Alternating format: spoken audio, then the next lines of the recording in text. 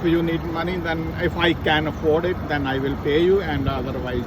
Okay, we do MPI. Yeah. Okay. So we can go MPI then. What is up, my beautiful hoe bags? Welcome back to the channel. Thank you for joining me, taking the time out of your day to watch Yo Miss Philly. Today was not a good day. I'm not gonna lie, it wasn't a good day today. As you can tell by the title, I was in a car crash. Okay, so Daniel and I went thrifting, and I was in my lane. There's a median over here, and then there's a big ass truck on this side, and then he turns his signal on, but because I'm already like say this is the truck, I was already like halfway, so I wasn't gonna brake to let him in because I was already like near his nose. But then I see him start moving in, and I start honking like, what are you doing? And he literally sideswipes me. My mirror is off my car, like you can see it's dangling right there. Daniel's sitting on the passenger side, and he was all freaked out. I was all freaked out. So then we stop in traffic, and he gets out of his truck. I was like, look, let's go over to the parking lot so we're not blocking traffic. One of my biggest pet peeves is if your car is drivable, if you're capable, move your ass out of the way. You don't have to cause traffic behind you. And but before I got into the parking lot, I got out of my car. I talked to the lady behind me. I was like, yo, did you see this? And she's like, yeah, he's an idiot. And I was like, okay, can I use you as a witness? She's like, yes. And she followed us into the parking lot. I got all her information. She was actually more mad at the guy than I was. She's like, what the fuck? Did you not see her? He's like, no, I didn't see her. She was in my blind spot. And she's like, what? You're a truck driver. Your blind spot is like the most craziest spot ever. He's like literally yelling at him, which was nice. So he became, you know, because it was literally not my fault. But I'll show you guys what the damage looks like on my car. You know, I'm not going to make a big deal out of it. It is a big deal because it is an inconvenience, but there's so much stuff in the world going on that I'm not going to fight, or I'm not going to like yell at the guy. You know, accidents happen, and that's kind of what I live by. If you don't have to get mad about something, don't, because it's not really worth it. Why exude that energy that you don't need to? Anyway, we went thrifting today. I bought a wheelchair, coincidentally or ironically. So there's no like, you know, breezy. it's really good. I don't know how the wheel works. Let's see if it works.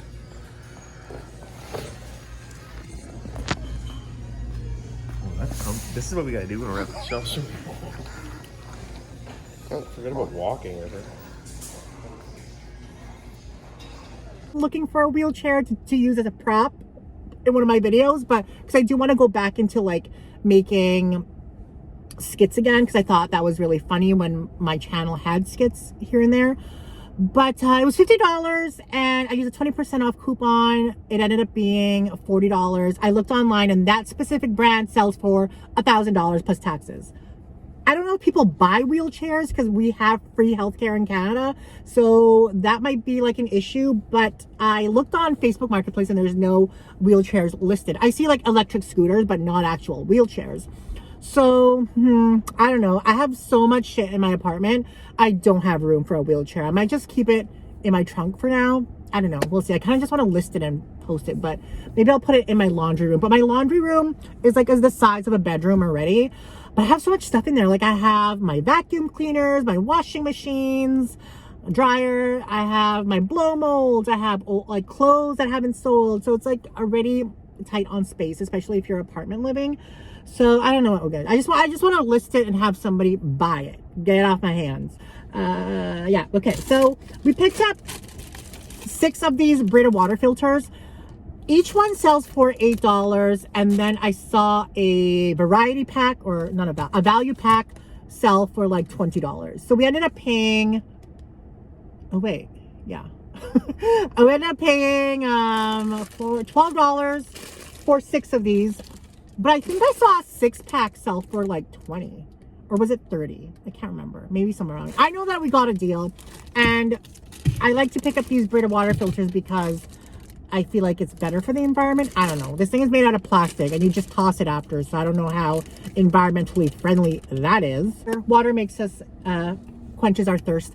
I bought this for $1 because I'm looking for something small. Sometimes I want to put like food into small containers, and I don't really have many small containers. I think I have like one one, and then it's like, sometimes you make something tiny and then you put it in a big container and it doesn't sit right. Anyway, we bought that for that. We purchased, here's another one. We purchased these. I thought these were a deal, $3 a piece, because my dog uses these, but they're kind of smaller. But even then, only $3, and I bought 3 of them. I believe this has more than the Dollar Tree ones. Bought 3 packages of these. We picked up, I overpaid for this Michael Kors. I was just really itching to buy a bag. And I do know that this is a style that they no longer make, so that's what has it going for it. But at the same time, it's also missing the crossbody strap, and the glazing is kind of indented. So I'm going to try and use a hair dryer to mold it back if I can. I mean, it's not the leather, it's the actual glazing. And some people have a problem with it. I personally have a problem with it with my bags, but I mean, there's not a lot of scuffing on the MK label, emblem, so that's good. But we do have to find a smooth leather black and gold hardware strap before we can sell this bag. And we paid up for it. It was $44 after discount and taxes. But I feel like if we can fix the glazing a bit, and if we can get a strap for it, I feel like we can get between $60 to $70 for it locally. It will be a stretch, but because we paid $44 for it. But I feel like it's a good style. It is factory outlet, but it was back in the day when factory outlet from Michael Kors was still good. And a minimal scuffing on the zipper pull. The last thing that we purchased was this bag. Again, paid up for it. I think we paid $35 for it.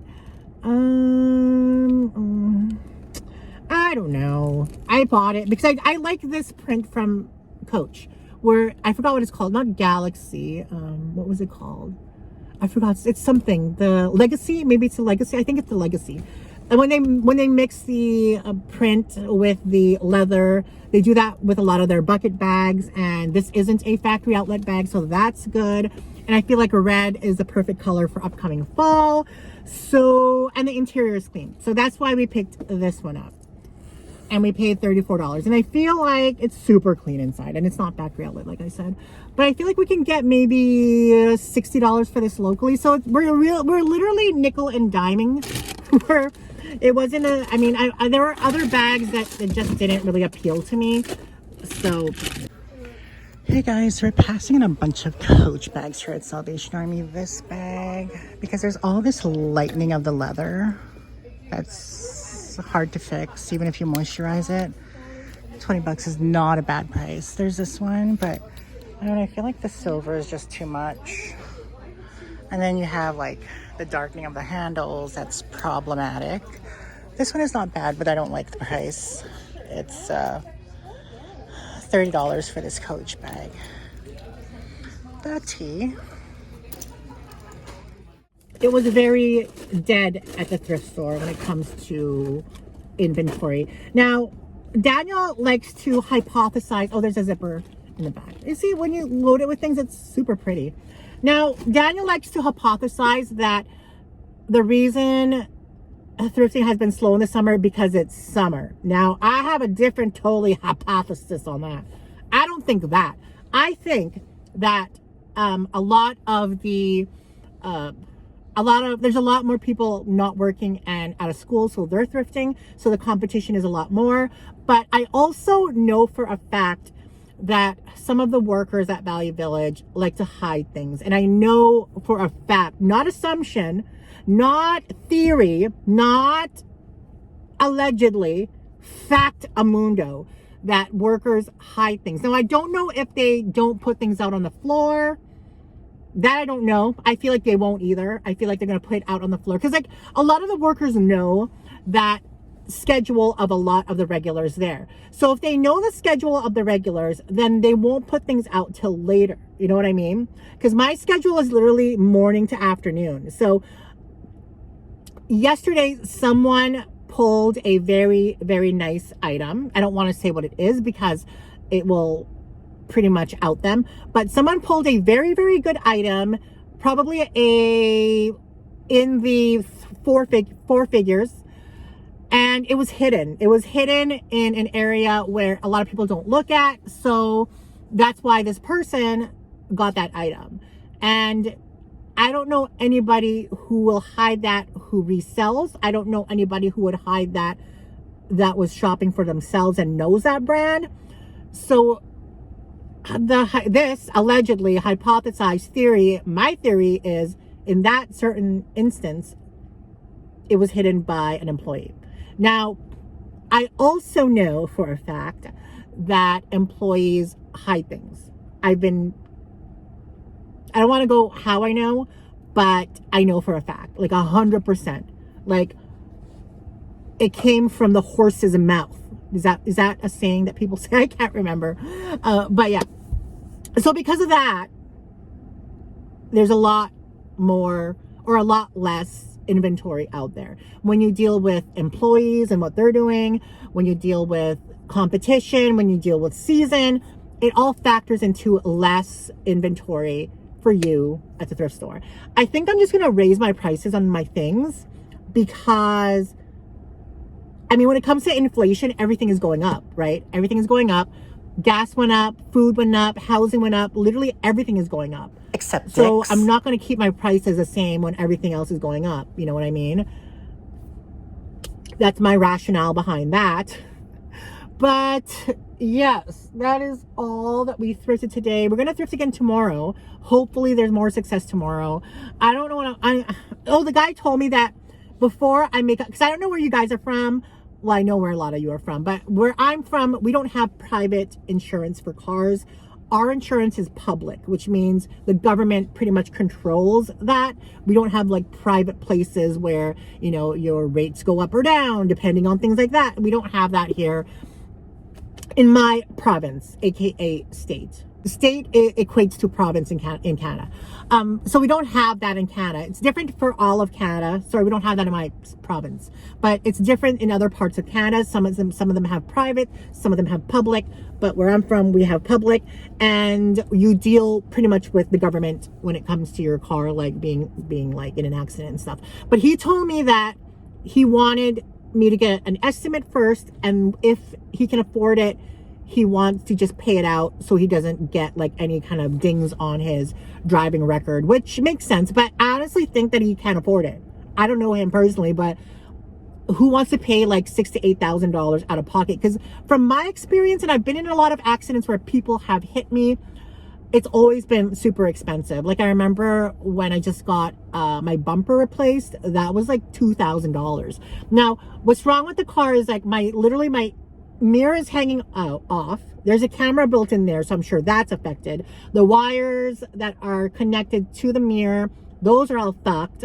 And then I have like a huge dent on the bottom of my car here, like near where the hood is, where he sideswiped me, and it goes very long. There's cracks in the splash guard. Who knows if there's anything wrong with my wheels and shit, you know, because it was a big truck.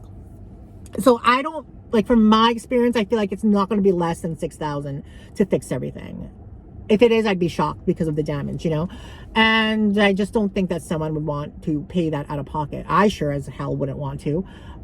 But we'll see. I'll get an estimate and I'll keep you guys updated what happens. I mean, I'm glad that my car is still drivable, because if I didn't have a car to drive, and, you know, I'd be more pissed at that, because I can't vlog and I can't do things. I can't go thrifting and shit like that. So anyway, guys, let me know if you guys ever been in a car accident. I'm sure a lot of you have been.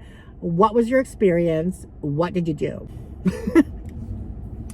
Anyway, guys, I hope you're doing well, and wish me luck. Let me know about the things that I thrifted. Which one is your favorite? Like I said, what do you think about the whole car fiasco thing? Good thing that it didn't happen in the States. I'd be really worried if that had happened in the States. But anyway, guys, I'll see you in the next video. I love you. Bye. What?